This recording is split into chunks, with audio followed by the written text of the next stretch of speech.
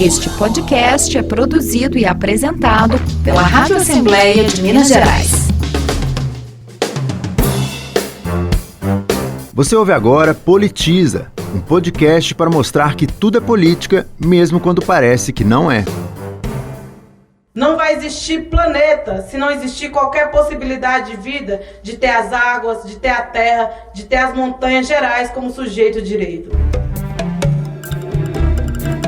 A fala da deputada federal Célia Chacriabá, do PSOL de Minas Gerais, foi numa audiência pública na Câmara dos Deputados em Brasília sobre a proposta de emenda à Constituição que pretende transformar a natureza em sujeito de direitos fundamentais. Até a gravação deste episódio, ela ainda colhia assinaturas para a PEC tramitar. Essa PEC atribui ao poder público o dever de defender e preservar a natureza e determina punições para violação contra esses direitos.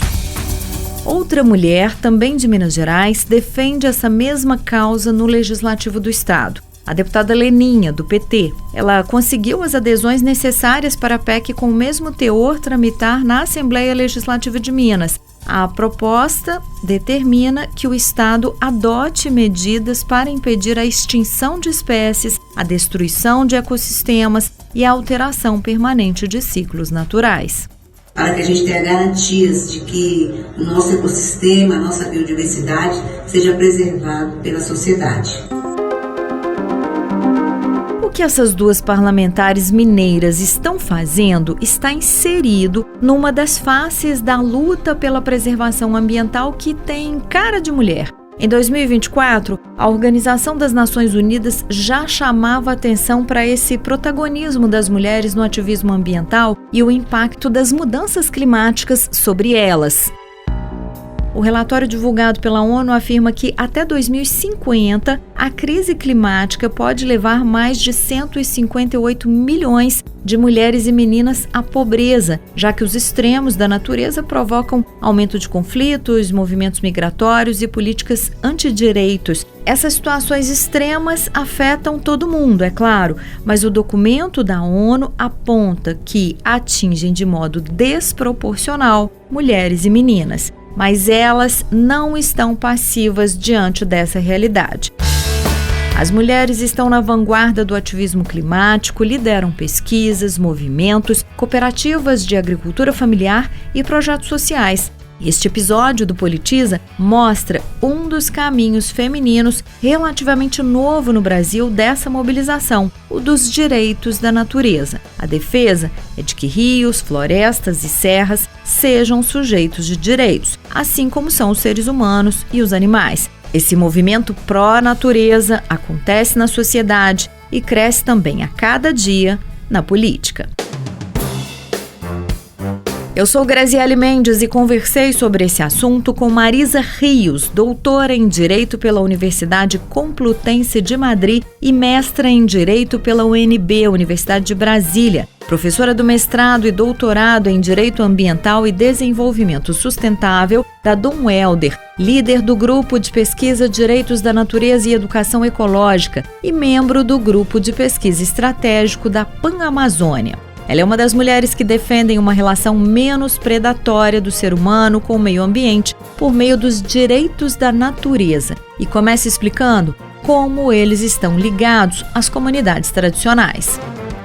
Os direitos da natureza, o debate dos direitos da natureza não surge com algo que está mundialmente reconhecido como crise climática ali a partir da década de 60. O debate sobre os direitos da natureza é um debate que vem de uma história de populações brasileiras ou não, mas todas elas populações tradicionais, que têm um modo de conviver com a natureza que nesse momento vem à baila para dizer, olha, esse modo de conviver pode ajudar ao enfrentamento da crise climática. E aí vem a questão da crise climática, que aí já é a partir ali da década de 60, com um avanço muito grande nos últimos 15 anos, sobretudo aqui considerando a América Latina e Brasil. E aí, nesse contexto, o debate sobre os direitos da natureza ganha força na academia, ganha força nos movimentos sociais, ganha força nas assembleias legislativas, nas câmaras de vereadores. O seu surgimento não é América Latina, mas a América Latina tem uma proposta prática diferenciada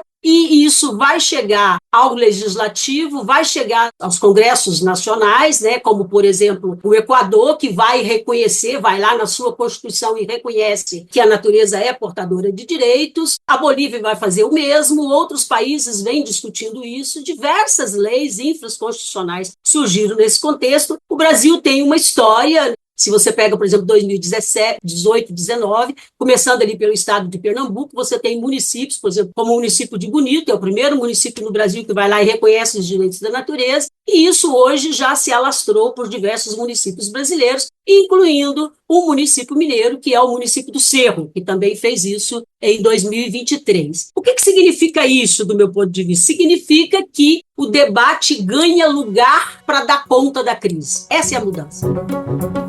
Marisa, quando a gente fala de direitos da natureza, é direito de quem? Do rio, do mar, das águas? Quem advoga esses direitos? Aqui tem duas questões. Quando eu estou me referindo a direitos da natureza, eu estou dizendo que, para além de nós humanos, a humanidade necessita, nesse momento, de reconhecer que a natureza tem o seu próprio modo de ser. A partir desse reconhecimento, isso vai se concretizando em diversas experiências. Uma delas, por exemplo, a experiência dos rios. O rio é vivo, o rio tem vida para os povos indígenas. Para nós, eu sou indígena e quilombola, né? E para nós, povos indígenas e povos quilombolas, a água fala. Para nós, a água tem um sentido de continuidade da nossa própria vida. E é nesse sentido que você vai ter, inclusive em Minas Gerais, agora em 2024, o reconhecimento do Rio Mosquito como sujeito de direito, lá em Porteirinha, a partir da experiência de diversas comunidades naquela região, que começa a transbordar para fora do seu interno essa experiência de reconhecer de que nós somos parte da natureza. Aqui a gente não está dizendo no sentido de que agora a gente vai criar direitos para a natureza. Isso não é função do Estado, não é uma criação de direitos. A natureza já é portadora de direitos. A grande razão que vem dando sustentação a esse debate é a experiência, no caso do Brasil, dos povos indígenas e dos povos quilombolas. Para nós indígenas, nós somos a própria natureza. Então, se nós somos a própria natureza, nós somos defensores da própria natureza. E quem é que entra com ações em nome de um rio, por exemplo? Aqui tem um debate jurídico, político muito importante. Minas Gerais, inclusive, tem uma experiência concreta com o acidente de Mariana.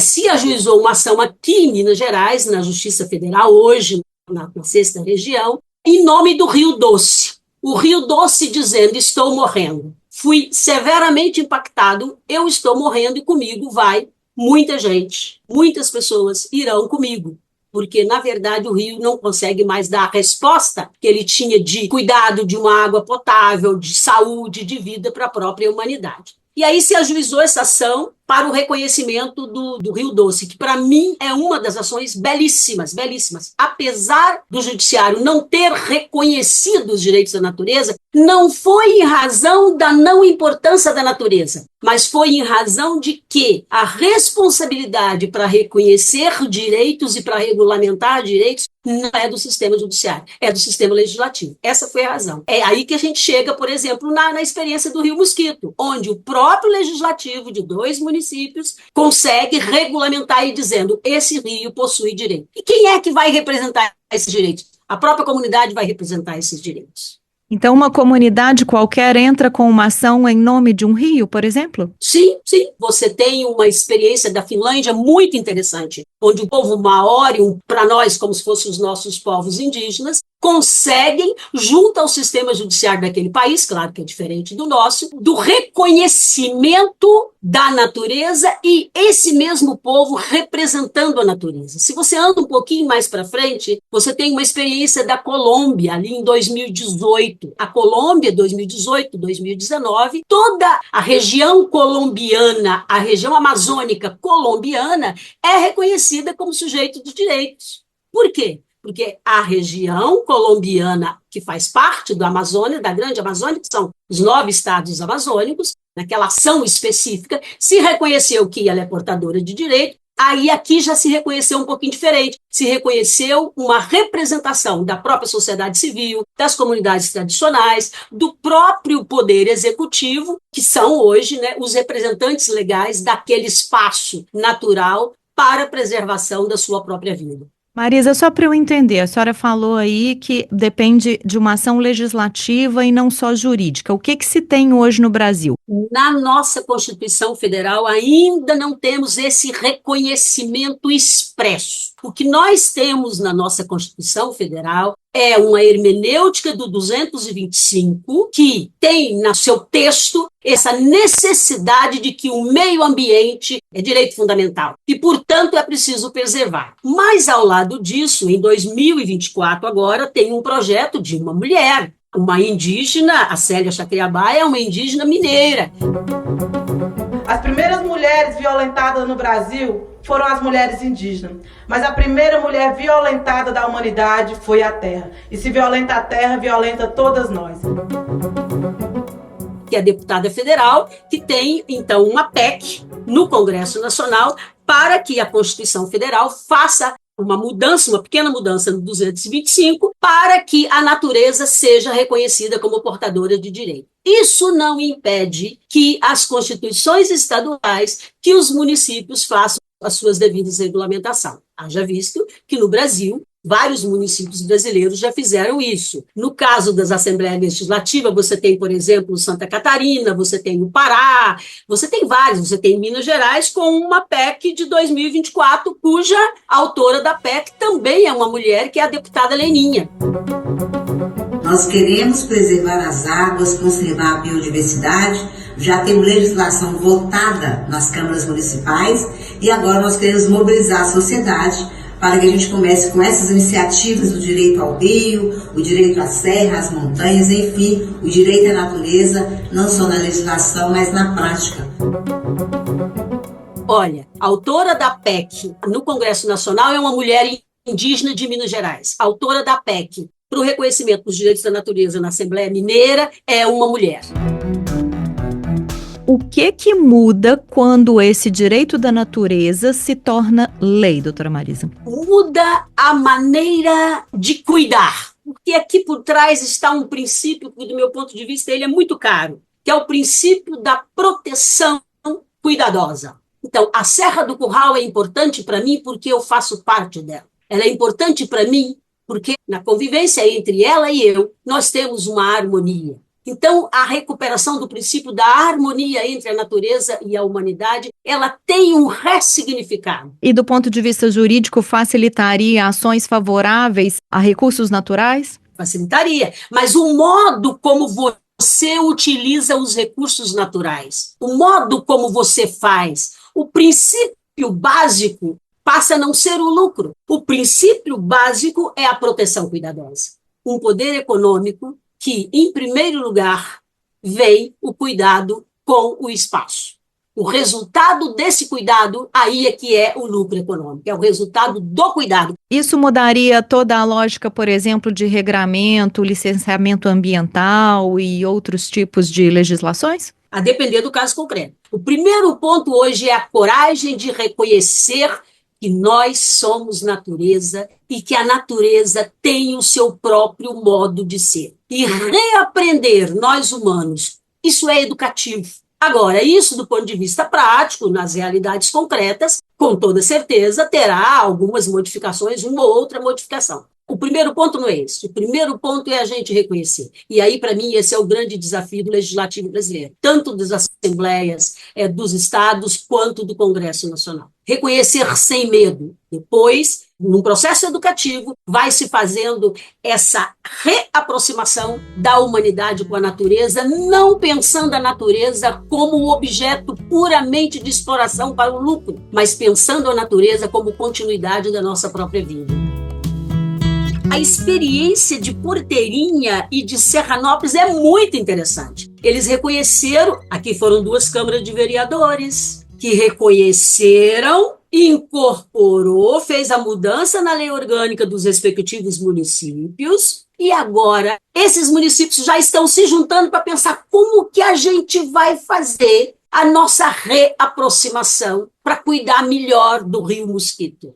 E aí, aqui, para mim, entra um instrumento muito caro, que é o instrumento da educação ambiental, que, no caso de Minas Gerais, tem uma legislação específica, inclusive obrigando a educação ambiental nas suas respectivas escolas. Então, não é só uma questão do judiciário. Para mim, o judiciário vem depois. Para mim, vem o legislativo de reconhecer, vem o executivo na tarefa de promover, com a participação da sociedade, como fazer essa reaproximação. E aí, depois, o não cumprimento dessa promoção e os danos que vierem, os danos ambientais oriundos de tudo isso, aí sim é que vem o Poder Judiciário.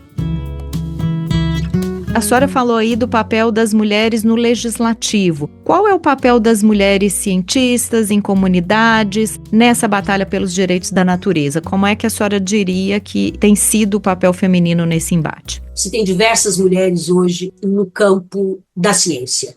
Eu sou uma delas, sou pesquisadora há muitos anos, que temos lutado. Eu sou de uma escola em que tem um mestrado, um doutorado, uma pós-graduação em Direito Ambiental e Sustentabilidade, e eu tenho um orgulho enorme de um grupo de pesquisa que tenho dentro da Dom Helder, que faz conexão com várias universidades, inclusive fora do Brasil, e que tem essa missão de trazer para a academia esse novo olhar, como que a gente vem conseguindo mais mulheres para esse tema, e que aí você vai subsidiar, você vai dar sustentação aos projetos legislativos, aos projetos executivos e às próprias ações judiciais. No caso das mulheres das comunidades, se você for conhecer as diversas experiências que a gente tem do cuidado com a natureza, e não só no Brasil, mas também na América Latina, você tem o quê? Você tem um conjunto de mulheres enorme. Quem puxa esse debate são as mulheres. Se você for hoje, por exemplo, à Bolívia, ao Chile, toda a luta do povo indígena do Chile, das populações indígenas de toda a América Latina, são as mulheres que estão, na verdade, liderando esse aspecto de uma mudança que tenha como princípio fundamental a proteção e o cuidado. E tem um projeto muito interessante também aqui em Minas Gerais que se chama Plantar Água. Não sei se você conhece, é do seu próprio estado, né? É um projeto, uma lei de 2018 aqui em Minas Gerais, que tem aqui no sul do estado um projeto de plantar água ali na Serra da Mantiqueira. A mulherada que faz parte desse projeto é uma questão assustadora de bonito, muito bonito. Então isso confirma que reconhecer a natureza e reconectar com a natureza através da proteção e do cuidado, a presença feminina é uma condição sine qua non, e ela já acontece de forma natural. Ela já acontece naturalmente.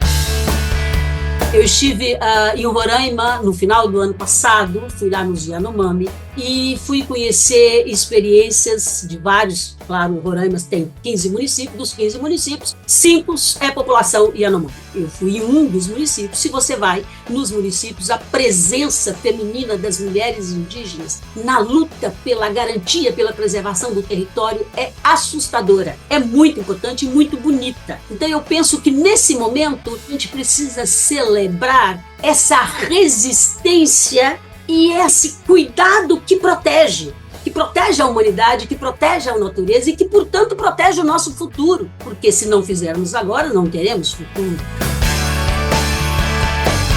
Marisa Rios foi uma das convidadas em 2025 do Sempre Vivas, que mobiliza as ações pelo Dia Internacional da Mulher na Assembleia Legislativa de Minas Gerais, junto com entidades da sociedade civil. O tema de 2025 é justamente Mulheres e Emergências Climáticas. As falas da deputada federal Célia Chacriabá, do PSOL de Minas, e da deputada estadual Leninha, do PT, foram extraídas da TV Câmara.